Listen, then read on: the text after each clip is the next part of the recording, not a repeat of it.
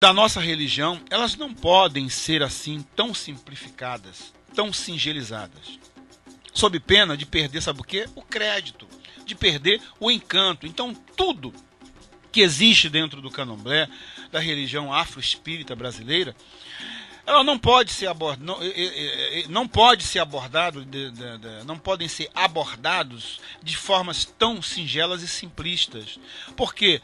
Porque todo e qualquer ato afro-espírita brasileiro, dentro da nossa religião, seja umbanda, candomblé ou molocô, ele é revestido de um encanto. E é esse encanto é que faz a diferença. Então, na maneira em que muitos babalorixás, muitas ialorixás, muitos comunicadores, muitos radialistas, eles simplificam, tá, estes atos sacros, ofícios, eles tiram aquele encanto, eles desnudam esses atos e apresenta ao público, talvez num afã de angariar consulentes para as suas casas, enfim, e procuram incutir na cabeça daquelas pessoas que aquilo é uma coisa simples e singela, e que as pessoas, através daquilo, vão encontrar, quando na realidade, não, todos esses doutrinamentos, eles têm um lado de fuxico, um lado de encanto, coisa que eu estou sempre falando aqui. Bem, eu quero falar hoje sobre o chamado Iba-Ori. Ibá é uma palavra de origem africana, é africanizada. Ibá quer dizer cuia, bacia. Ori quer dizer cabeça, ou seja, cabeça ou cabaça do Ori. Significa mais ou menos isso. Ou seja, utensílio em que vamos colocar elementos votivos, sacro, religiosos, ligados ao nosso Ori, à nossa cabeça. Ou seja, o Iba-Ori, digamos assim, é parte de um altar sacro que nós carregamos, que é a nossa cabeça, é o nosso Ori. A nossa cabeça é o nosso altar principal. E esse Iba-Ori, sacro religioso, afro-espírita brasileira, ele seria a outra ponta dessa mesa, dessa cabeça, né? Desse ponto de equilíbrio, o único ponto de equilíbrio principal que nós temos, que é a nossa cabeça. Bem, a concepção de Ori, no sentido literal da palavra, é o seguinte: cabeça no sentido literal da palavra, conforme eu disse, é o Ori. Mas Ori, no conceito iorubá, tem outras conotações além da simples cabeça física, pois para os iorubá existe o Ori Inu. O que é Ori Inu? A chamada cabeça interior. Este Ori Inu é aquele que foi moldado por uma energia, por uma entidade, por uma divindade, denominada de Babá Adjalá, alcunhado de o oleiro, o fazedor de cabeças, descrito em uma lenda africanista do Ori, e que escolhe o destino do homem. Na lenda do Ori e a escolha do destino, conta que Babá Adjalá, essa divindade, fabrica muitas cabeças lá no Orum, lá no céu, e que cada ser humano que vive no céu, no Orum, e está para viajar para o Aie quer dizer a terra, vai à casa de Babá Adjalá, a divindade, encarregado de dar a cada um o seu Ori, para escolher o seu Ori. E a vida do homem na terra vai depender crucialmente da escolha do Ori que ele fez, pois acredita-se que essa escolha já predestina o homem ao sucesso ou ao insucesso ou ao fracasso em sua vida no Aie, na terra. Isso é o que diz a lenda, lá o doutrinamento africanista. Diz ainda que Babá Adjalá, ele é dado a tomar umas e outras, sabe, umas biritas, uns birinos, umas manguaças, isso a gente sabe, né? Então, Babá Adjalá é dado a tomar umas manguaças, uns birinites, final de semana e tal, pererê, peibola, né? E ele fica alto, e independente disso, ele vai lá para a sua oficina para moldar as cabeças, né? E muitas das vezes, devido ao seu alto, o seu estado elevado, etílico, né? Ele Consequentemente, ele erra na composição da fabricação da argamassa. Muitas vezes a argamassa fica fora do padrão necessário para ser moldada, às vezes fica muito arenoso, às vezes fica com excesso de liga, às vezes fica muito cozida, e às vezes o que a torna muito rígida, muito ressecada, ficando muito duras, outras vezes queima, ficam quebradiças, ou cozendo aos poucos, ficam poucas cozidas, deixando-as quebradiças e esfarelentas, às vezes as moldando tortas, que quando cozidas ficam rotas. Muito bem. Ao escolher a sua cabeça e seguir em direção ao Aie, o ser humano atravessa vários ambientes, como de calor excessivo, do deserto, muito frio, das zonas gélidas da terra, zonas onde tem que atravessar tempestades, com ventos e chuvas fortes. E se as cabeças não tiverem sido bem confeccionadas, elas irão se danificar e ficarão em péssimo estado ao chegar ao Aie.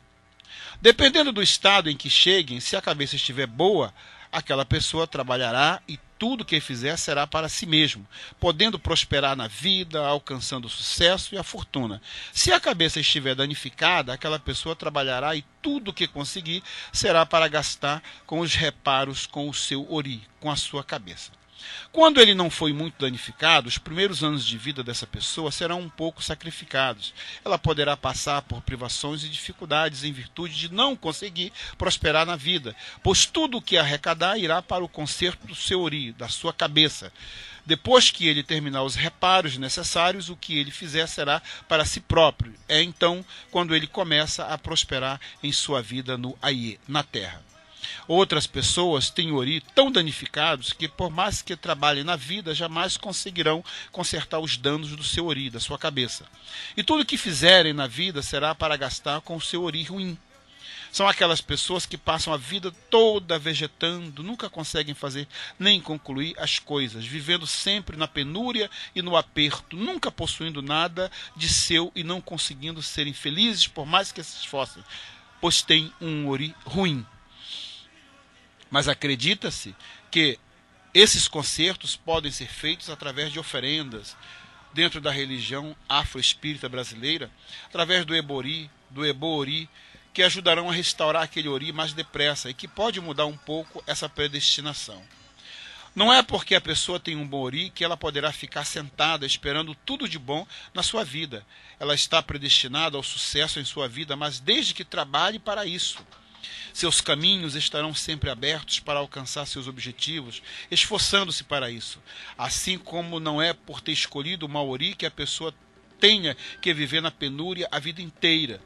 Ela poderá, através dos ebors, reverter esse quadro, se não por completo, mas em boa parte, pois ela estará resgatando parte da integridade do seu ori, da sua cabeça. Mas também não será somente através dos ebós que isso será alcançado. Elas também haverão que se esforçar com muito mais força de vontade, ainda que para superarem suas barreiras. Podem não alcançar o sucesso total, mas poderão ter uma vida mais amena e com algumas realizações e alegrias. A iniciação na religião Yorubá significa o nascimento do Ori Inu, a cabeça interna dentro do culto aos orixás. É uma maneira de demonstrar que a partir da iniciação aquela pessoa nasceu para a religião e para o sagrado com a confirmação do seu Ori Inu e que passará a ter representação física no Aie, na terra. É aí que começa a história do Ibaori. Literalmente, a cabeça da cabeça, pois os assentamentos eram feitos em cabaças, Ibá. Daí o nome ter virado sinônimo de assentamento de orixá e a cabaça do Ori. Costuma-se fazer assentamentos com as mais variadas coisas para representar o ori de uma pessoa. Essa variedade de coisas deve-se a que o ori seja o que individualiza o ser humano. Como no caso das impressões digitais, ninguém tem ori igual ao de outra pessoa. Cada ori é único e exclusivo daquela pessoa. Então faz seu assentamento numa cabaça ou numa tigela, ou numa tirrina, ou numa panela de louça. O mais comum entre nós é esse assentamento ser cultuado como Ibaori, ou seja, a representação física do Ori Inu da pessoa. Tudo bem, Esse comportamento é usual e corrente, mas sem querer ser o único certo, longe de nós, nós não concordamos com esse tipo de Ibá Ori, porque eu penso que a melhor representação do nosso Ori Inu é o nosso próprio Ori físico, esse aeroporto que nós carregamos conosco do nascimento até a morte, ou seja, a nossa própria cabeça. A nossa cabeça física é a materialização da nossa cabeça interior. Acho eu. Qual o melhor objeto para representar o nosso Ori Inu que não a nossa própria cabeça? É dentro dela que se instala a outra do Orum, por isso chamado Ori Inu, cabeça interior. Mas intervir onde? Da cabeça física, que também acho tem o formato de Ibá, de uma cabaça? Quando fazemos um ebori, nós estamos cultuando esta cabeça interior. E onde nós fazemos os preceitos? E onde nós fazemos os preceitos? Diretamente na nossa cabeça, pois é ali que mora o nosso Ori Inu. E o nosso orixá, então, é a nossa cabeça que devemos reverenciar, não aquela tigela com alguns objetos que dizem ser o Ibá Ori. Digo isso porque acredito assim. E algumas vezes, quando sou questionado por algumas pessoas, por N motivos, perguntam o que fazer com o seu Ibá Ori. Outros preocupadíssimos porque seus zeladores não querem entregar, ou por pior ainda, despacharam seu Ibá Ori. Não converso com elas dizendo isso que acredito. Grande parte delas se acalma e acaba concordando comigo. No que eu seja, não que eu seja o dono da verdade, mas a lógica na minha teoria. Mas se não houver, é um bom assunto para ser pensado por todos. Gente, considerações sobre o tema. Voltando lá ao meio da matéria, tá? Quando Babá Ajalá, ele molda naquele estado etílico, claro que nós estamos aí no campo da imaginação, no campo do subjetivismo, né? Que não é uma lenda, tá? E não podemos dar a uma lenda o mesmo critério de verdade de um fato concreto, né? Recorrente. Mas ainda no campo do subjetivismo, que nós vamos ter que comentar de qualquer forma, é evidente que isso denota a diferença de cabeças de seres humanos. Não é? Quantas pessoas que nascem com deformidades congênitas?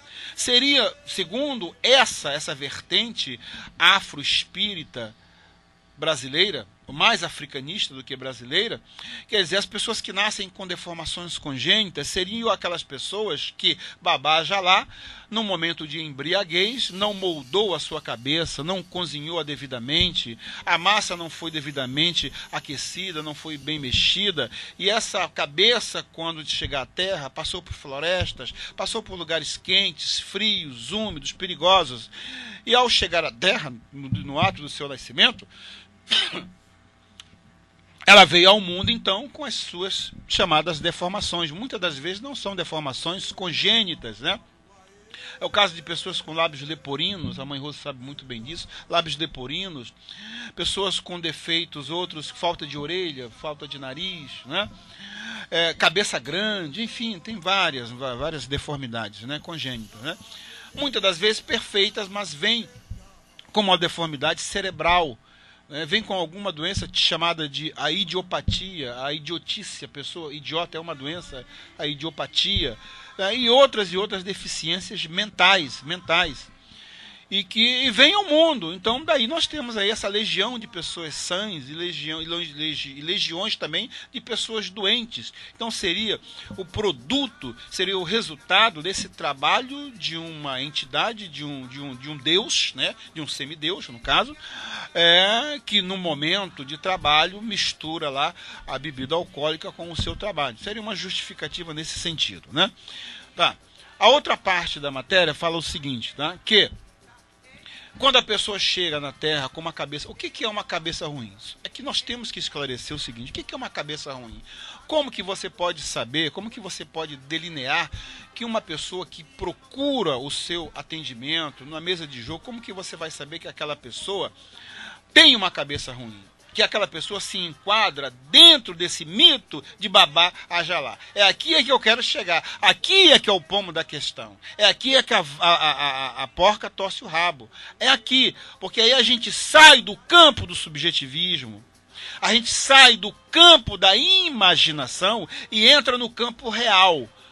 Você acha que através de um jogo de búzios, um jogo de Fá, você vai descobrir que aquela pessoa, que aquele consulente que está ali na sua frente, seria uma daquelas pessoas que tem uma cabeça ruim, que aquela